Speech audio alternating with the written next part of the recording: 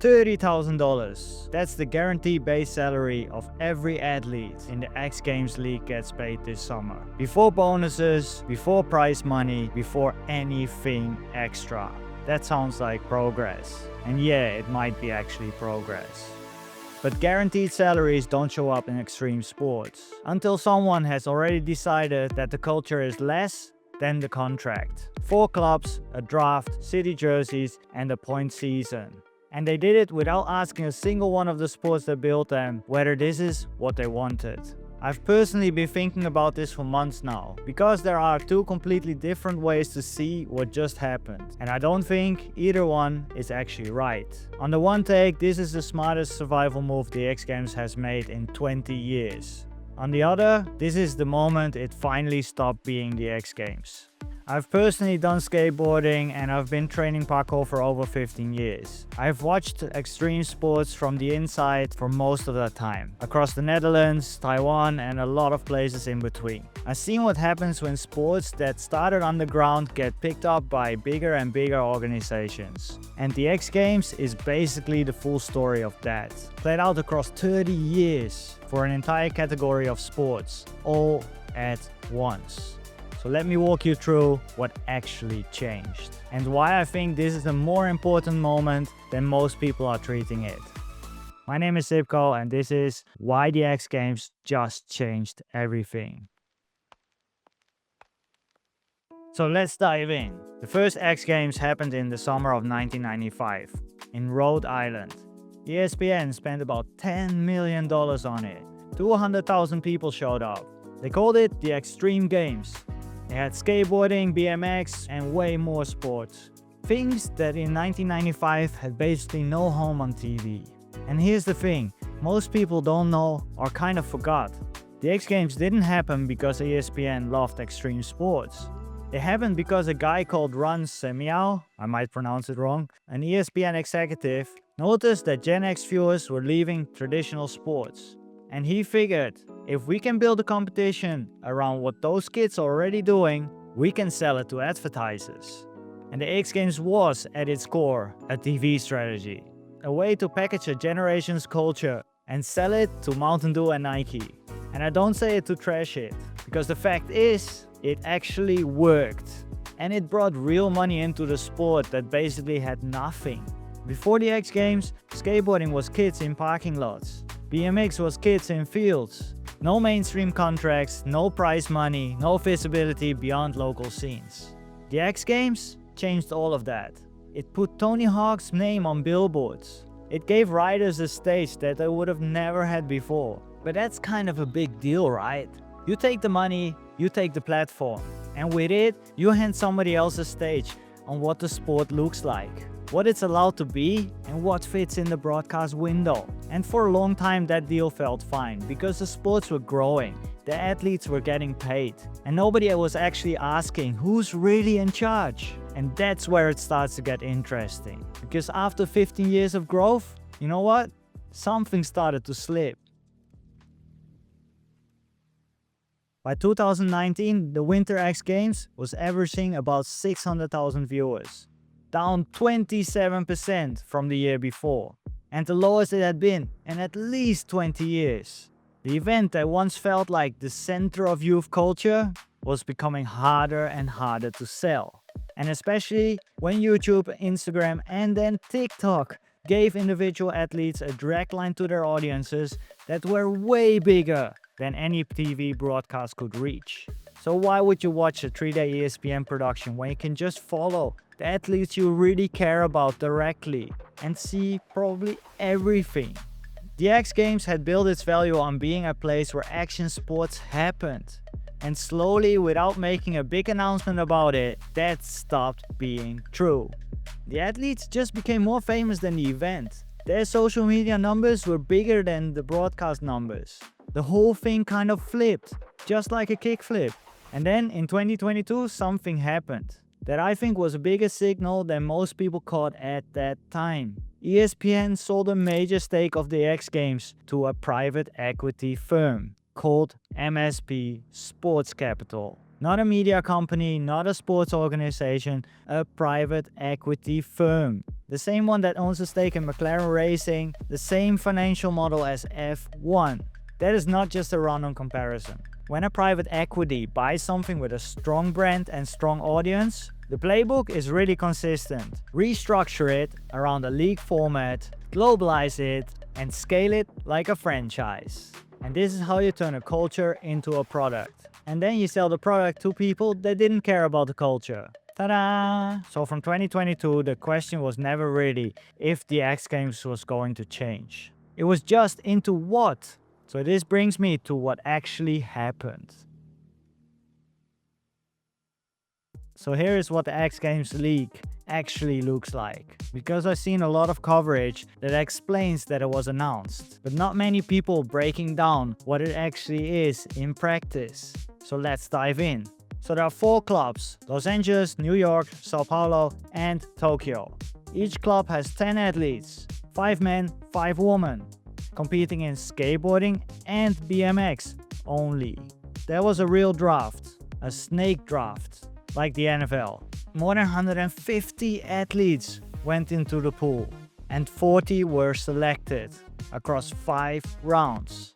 The club directors included Bob Barnquist for Sao Paulo and Steve Rodriguez for New York. So there are genuine legends of the sports involved in building this thing. And then there is the number: $30,000 guaranteed base pay, covered travel, performance bonuses. And across the full season, summer and winter, the XCL is putting $10 million into athletes' pay. The summer schedule is 3 events: Sacramento in late June, Japan in early July, and New Orleans in late July for the championship. Points of each event build up across the season. Now I want to be clear about something. There are things in this format that are generally good for athletes. $30K in base pay is real money in sports where the prize pool has historically been pretty thin. And covered travel means that athletes don't need to upfront their costs to compete. And they have 5 women on every roster with equal standing. As you probably know, in a lot of action sports, female athletes are still fighting for equal prize money and equal visibility. The X Games League, they built it in from day one. So that is real progress. I'm not gonna pretend otherwise. But here's a question that nobody in the press has really stopped to ask. And it's the one that I keep coming back to. When you turn individual action sports in a team competition, what are you actually competing for? Because as we know, individual action sports are built differently than team sports. Not just structurally, culturally, at the roots. The thing that makes a trick in skateboarding or BMX incredible is not the city the skater represents. It's the person. It's their specific style, their specific way of moving, the risk they're willing to take in that moment. That belongs to them alone. That's not something a city jersey can carry. And when you wrap a team format around it, where a Sao Paulo skater's score and the Sao Paulo BMX's score are added up on the same leaderboard, you're kind of abstracting away from the thing that made the people care in the first place. Now you're watching a point system, as much as you're watching a human being doing something difficult.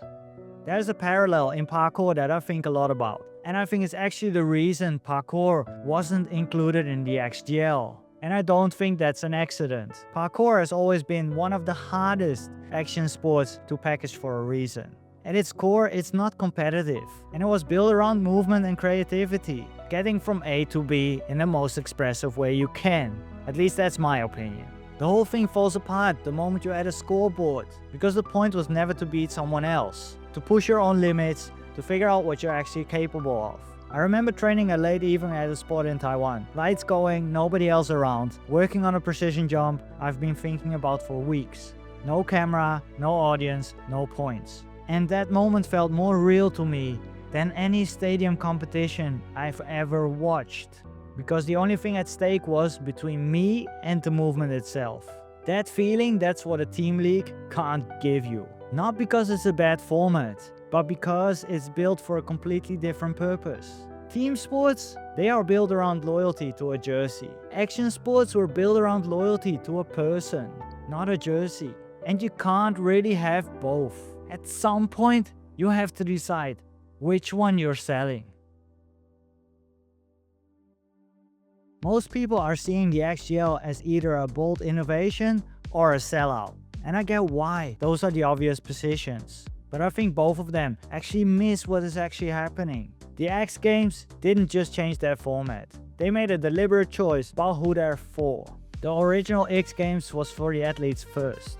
It was always a commercial product. I say that and I mean it. But the athletes were the reason anyone showed up. The format was a container for watching humans do extraordinary things with their bodies. The X Games League is different. This format is the product, the clubs, the draft, the standings. Those are designed to make action sports legitimate to people who don't currently follow action sports. People who are comfortable with the league model, who know how to follow a season, who understand club loyalty. People who watch F1. And maybe that works. The 2025 X Games in Salt Lake City already saw a 12% year-on-year rise in viewers, averaging about 1.3 million. And the viewership among 12 to 17 years old went up 328%. Something is already connecting. Maybe the league format builds on that. Maybe it pulls in a whole group of people who never watched skateboarding competitions before. Keeps the operation financially alive. And those athletes keep getting paid. That's not nothing. Here's the part I find most interesting. And this is where parkour comes back in. Parkour wasn't invited to the XGL. And some people in the parkour world, they see it as being overlooked again. Left out of the bigger action sports conversation like we always are. I personally see it the other way. Because here's what I've watched what happened. To every sport that got fully absorbed into the mainstream machine, it lost what made it special. The raw, the individual, the underground energy got cleaned up and packaged. The things that made a sport worth watching, the risk, the personal expression, the feeling that anything could happen, got smoothed out in a flavor of things that fit the broadcast window and didn't make sponsors uncomfortable. And to be honest, parkour has mostly avoided that. Not because we're special or better, but because we're hard to package. You can't put a clean scoreboard on moving beautifully through a city. The few times people have tried to build competition around it, it always felt a bit off to the people who actually do it. Like the thing you love is basically translated into a language that doesn't quite fit. Being left out of the XGL, that means nobody gets to restructure parkour. Nobody gets to draft us. Nobody gets to sell a club jersey with our movement on the front. And I think that's worth a lot more than a guaranteed salary. The first X Games happened in 1995, 31 years ago. And the thing that made it feel important then wasn't the prize money or the broadcast deal. It was the first time millions of people got to see what was possible when somebody committed fully to a movement they loved. That thing still exists. It still happens every day.